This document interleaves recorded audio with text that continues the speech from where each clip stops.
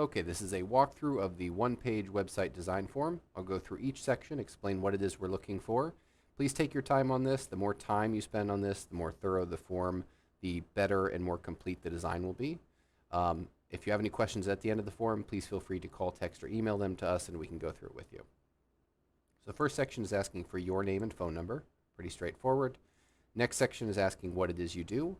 So something very basic is fine here. I'm a plumber in Roseville, California that provides high-end services to older clientele, or I sell bowling balls online in these 4 states. Whatever it may be, just a brief description of your business, a short elevator pitch, and we'll use that in the design process. Next section is asking for what phone number, email, and physical address you want listed on the website. Sometimes these are different from the ones we already have, so please list those here. If there's one that you don't want to provide, like a phone number or an address, something along those lines, feel free to put NA in that section and we'll leave it blank. Next one is what is the desired timeline for your project? We have probably already discussed this, and if we have, please feel free to just reiterate the timeline we talked about here. If we haven't discussed this or if you've changed the date, please do not put a window of time. The actual desired date is what we're looking for. So if it's on the 12th of September you need it done, and that's 7 days from now, don't write 7 days, write September 12th and the year. Next section is asking if you have a logo. That's important for the design process because we typically look at that first before we build the design. If you do, we'll have that send it to us. If you don't have one, then we'll talk about how you're going to get one or when we'll have it. The next section is asking for the content of your website, the videos, copy, images, all of the things we're going to put on there, asking if it's ready for you to send it now, if you still need to put it together, or if you need help generating it. Depending on your selection, that'll dictate whether or not it expands the size of the project, or if we just need to set a timeline for content. The next one is the primary color preference on the site. Now this is just basic colors. Obviously there are many shades here that aren't listed, but it gives us a general direction to go in.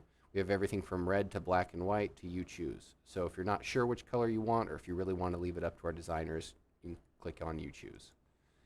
Next is whether or not you'll need to update anything on the site, and if so, how often.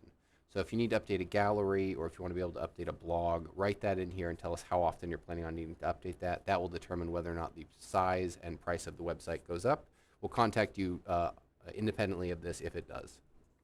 If you don't need to be able to update anything, or you prefer to use us to do that, just list NA here. That's fine as well. Next one is list your products or services. So if you are selling 500 different clothing items, just list the categories: shoes, hats, shirts, pants. We don't need every individual product. If you're doing services, give us the title, brief description. So dent repair, I do mobile dent repair. I also do mobile detailing. Just those will be fine. Next one is to list the URLs for your social media.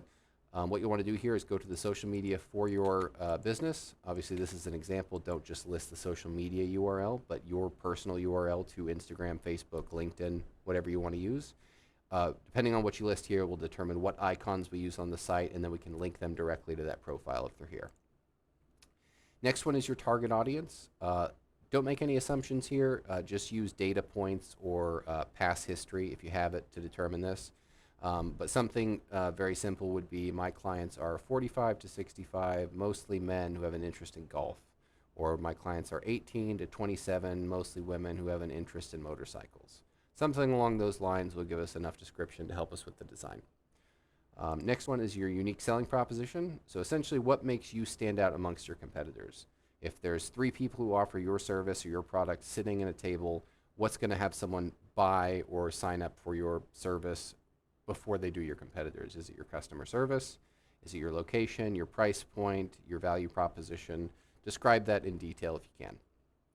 Next one is the goal of the website. So is it to convert people to clients? Is it to have them sign up for a membership? Are you looking to show off your CV or your portfolio? Just what is the overall function of the website? So the last 3 sections here are very important. They're asking for example websites. We use these as a design guide for your sense of style and what you want the website to look like. So there are 3 options here to be filled out. 2 are required. The third one is recommended. So what we're looking for here is the URL of websites you like and why you like them and don't like them. So for example, if you are a company that sells plants online, you may find a competitor's website that looks like this, and you may decide you really like their use of green and yellow. You like how their social icons are up top here. You like that their menu is on the left-hand side and that you have filters on here. You may also decide you don't like that they have everything showing as on sale. So what you would do is copy the URL of this website, come to example 1, paste that in, come down here, and then write what you liked and didn't like.